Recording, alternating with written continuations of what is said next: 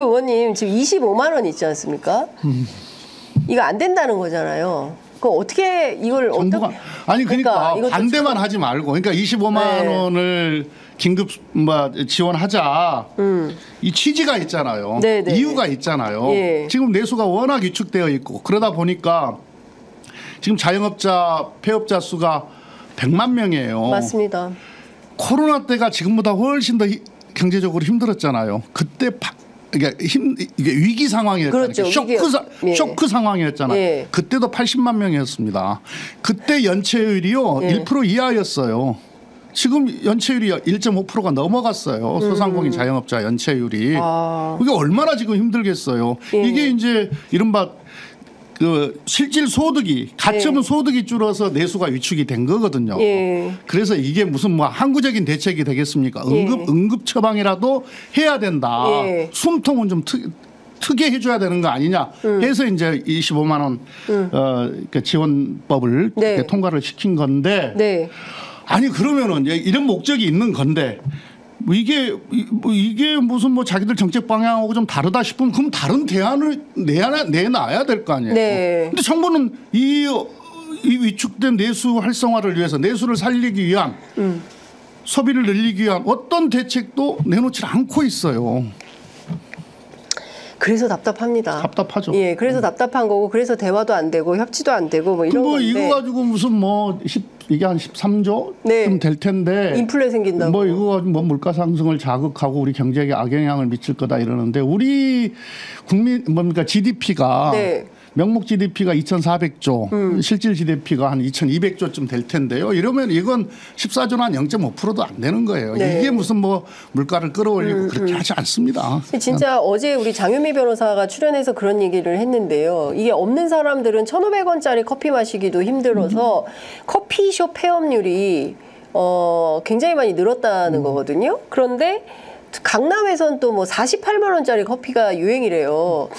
그러니까 이 양극화를 어떻게 해소할 거냐. 사실은 이 보통 심각한 거. 그러니까 누구는 1,000원짜리 커피도 못 먹는데 누구는 48만 원짜리 커피를 먹으면 이게 공정한 나라라고 할 수 있습니까? 상식적인 나라라고 할 수가 있는 겁니까? 같이 살 수가 있는 겁니까? 이 사람들이 같이 아니. 어떻게 생각하세요? 국정 운영이든 정책이든 공감이거든. 공감이 공감이 중요해요. 네. 그러니까 지금 이 정부 윤석열 대통령을 포함한 이 정부 사람들이 또는 여당도 공감을 못 하고 있는 거예요. 우리 국민들이 지금 얼마나 힘들어하고 있는지에 대해서. 이걸 공감하고 있다고 한다면요. 이렇게 무분별한 감세 안 합니다.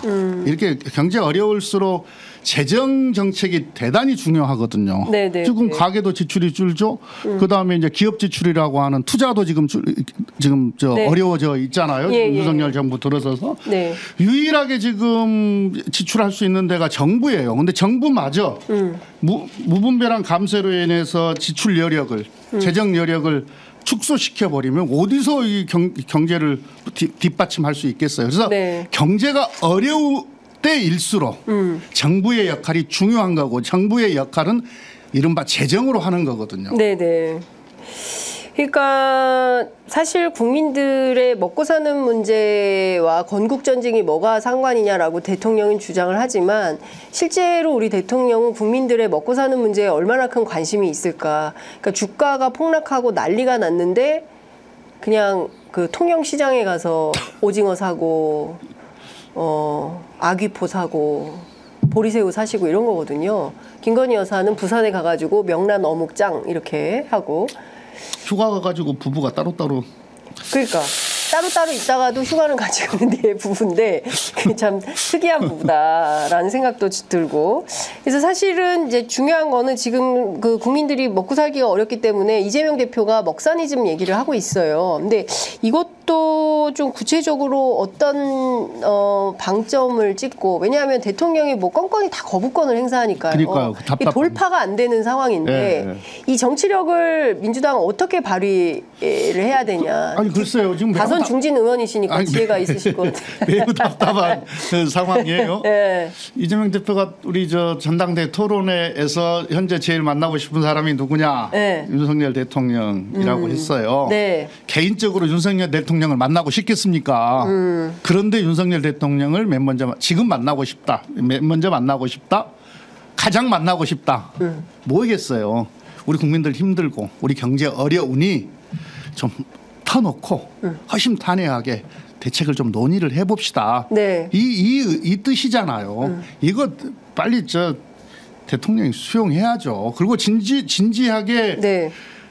현재의 우리 경제 상황이나 뭐 또는 어떤 국제적인 여러 가지 외교적인 상황이라든지 이런 거 야당한테 설명하고 네. 협조 구할 건 협조 구하고 네. 또 야당에서 주장하는 것 중에 합리적인 것은 받아들이고 이렇게 해서 국정을 정상적으로 운영을 할 생각을 해야지 마치 무슨 뭐 저 조자룡 헝칼 쓰듯이 그냥 뭐 제2여국권 거부권으로 국정을 운영하려고 하면은 원래 이게 국정이 막혀 있으면은 정부 여당이 대통령과 여당이 푸는 거예요. 늘 그래 왔었어요. 네, 여당 사이드에서 원내대표도 하시고 정책위의장도 하시고 원내대표도 하고 해봤잖아요. 다 하셨잖아요. 정부 여당이 푸는 겁니다. 네. 네, 그래서 그때 좀 막혀 있을 때 제가 네. 뭐 찾아가기도 하고 네. 또 제 파트너 모시고 네. 청와대 가서 만나기도 대통령 하고. 만나고 네. 한번 또 요구 조건 들어주고 아니 요구 조건 또 가서 뒤밀고 네, 야당 당시 야당에서 네. 뒤밀고 네. 받아주고 안 받아주고는 또 그 다음에 문제이긴 하겠지만 네. 그렇게 하는 거거든요.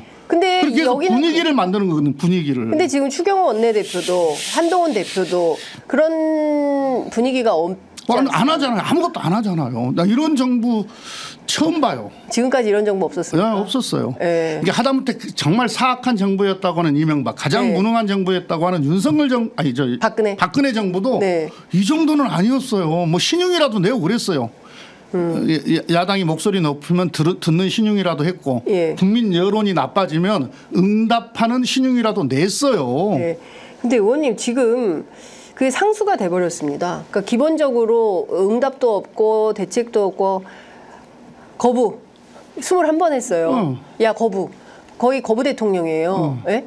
그 거부권을 이승만보다 더 많이 행사할 가능성이 높다라는 거기 때문에 야당하고 뭘 같이 그러니까 상식적인 눈높이에서 뭐 정치를 복원하거나 이런 건 기대하기가 어렵고 지금 뭐 인사들 보면 이진숙, 김문수, 김형석 뭐 등등에 이르기까지 전부 뉴라이트로 꽉 채우고 8월 30일 날 고등학교 역사교과서가 나오는데 교육부에서 확인을 안 해줘요. 그런데 뉴라이트 계열이 있다라는 제보가 있습니다. 그러면 뭐 대응을 해야 되는데 확인도 안 해주고 뭐 어떻게 해야 됩니까? 국민을 이렇게 치욕스럽게 만드는 정부가 어디 있어요. 네. 그러니까 어떻게 해야 됩니까? 그러니까 지금 대통령은 끊임없이 거부권을 행사하고 야권은 200석이 안 돼요. 네. 그래서 정말 안타깝죠. 192석이기 때문에 8석의 정치력이 필요한 겁니다. 예. 그러면 근데 어느 일정 시점 가면 이제 결국은 정치 국민이 한다고 하잖아요. 네. 국민 여론이 들끓게 돼요. 예, 일정 시점 가면은 그 일정 시점이 여당 언제일까요? 의원들도 네. 지금은 저는 거의 뭐 임계점으로 가고 있다 이렇게 생각을 합니다. 비등점에 도달해 가고 있다 이렇게 생각을 그러면 하는데. 박근혜 때처럼 촛불혁명이 또 난다고 보세요? 그건 뭐 안 일어난다는 보장이 없죠. 지금처럼 국민을 분노케 하면. 네. 그 다음에 국민 여론이 들끓게 되면요. 여당 의원들이 동요하게 되어 있어요. 네. 근데 지금 보면 김형석 사태로 드러난 상황을 보면 여당 국회의원들이 안 움직이잖아요. 이 정도 되면 막 난리를 쳐야 되는데 뭐 일주일 방어를 안 만에 대변인 성명 하나 나왔잖아요. 예. 한동훈 대표가 비겁한 거죠. 그런 겁니까? 네, 뭐 지켜보고 있다. 뭘 지켜봐요? 자기 입장을 이야기하면 되지. 기자도 아닌데 뭘 지켜봐. 뭘 지켜봐. 평론가도 무슨 아닌데. 평론가야?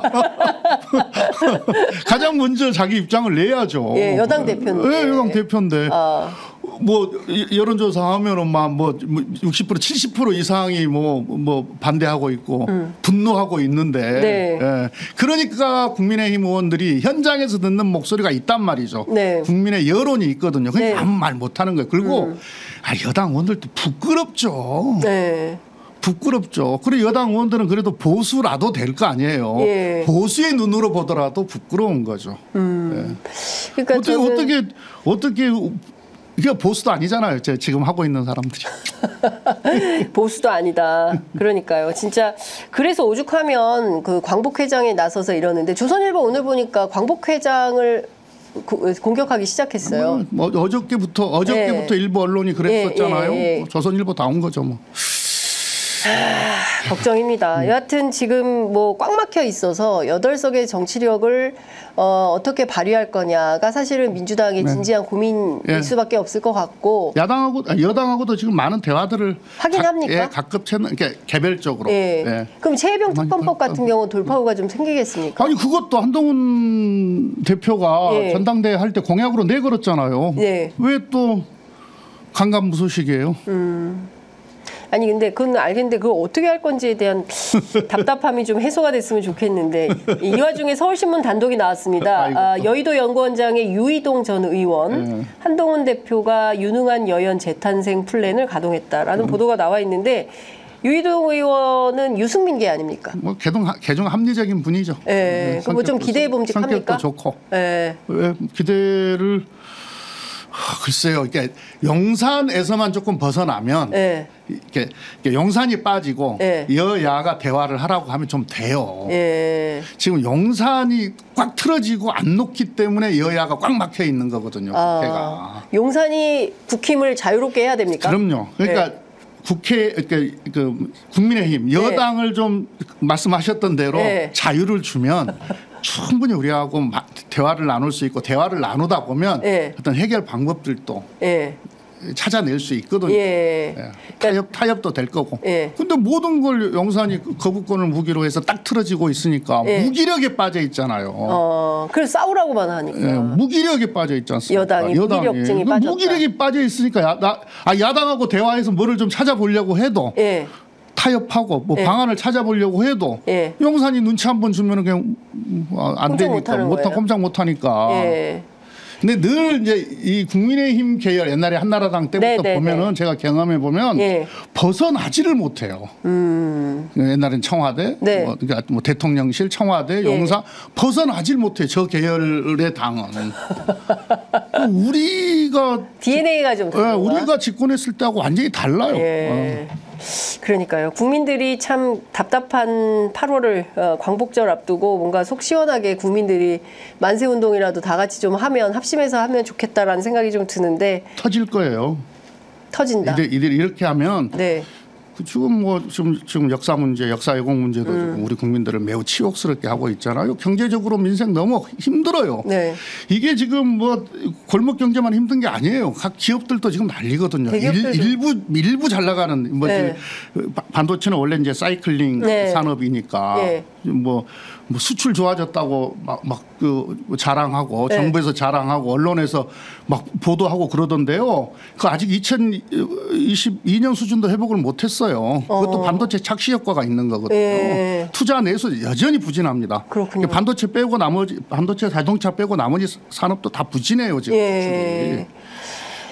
큰일입니다. 큰일이에요. 여하튼 사실은 하여간 뭐 윤석열 정부 용산의 그립이 이렇게 세가지고는 되는 일은 없겠다. 좀 국민을 국힘을 좀 자유롭게 해라. 스스로 정권의 명을 단축하지 않았으면 좋겠어요. 지금 정신 차리셔야 돼요. 스스로 명을 단축하지 마시라. 라는 조언을 정치적 명, 이제 정권의 명. 정권의 명, 정권의 명을 단축하지 마시라라는 걸 주요 메시지로 던지면서 오늘 말씀 여기까지 듣도록 하겠습니다. 감사합니다. 감사합니다.